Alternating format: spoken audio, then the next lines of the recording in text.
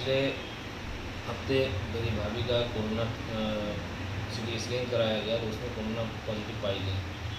जिनका इलाज चल रहा था और 17 तारीख को बेड ना मिलने की वजह से उनका निधन हो गया।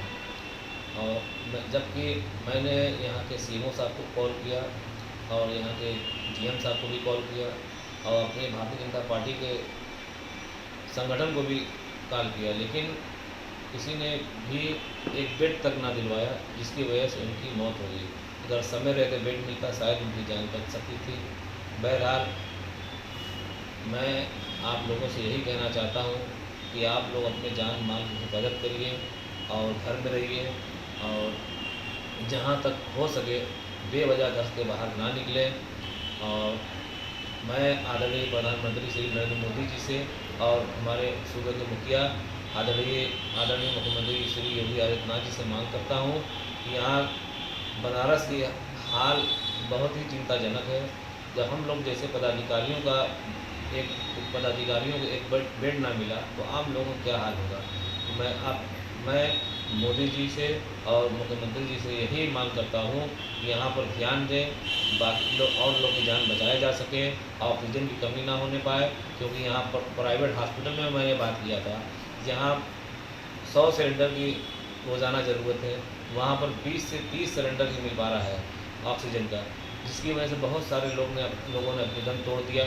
तो मैं यही मांग करता हूँ कि यहाँ की स्थिति को देखते हुए यहाँ ज़मीनी स्तर पर काम हो।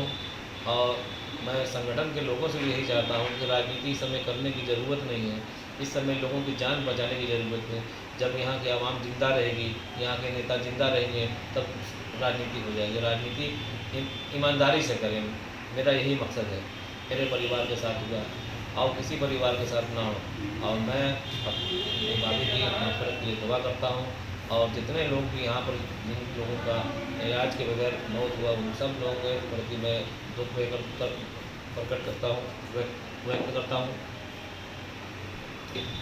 हमारे प्रधानमंत्री श्री नरेंद्र मोदी जी का नारा भी है, सबका साथ, सबका विकास और सबका विश्वास। मैं उम्मीद करता हूँ सबका विश्वास बना रहे, मोदी जी इस पर संज्ञान लें और सख्ती से कार्रवाई करें। बस मेरी यही गुजारिश है।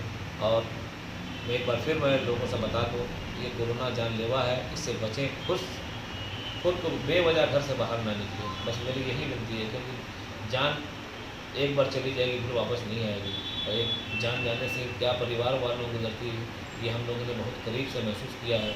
आप लोगों से मैं यही गुजारिश करूंगा कि बेवजह घर से बाहर ना निकलें, मास्क लगाएं, सैनिटाइज़र का इस्तेमाल करें।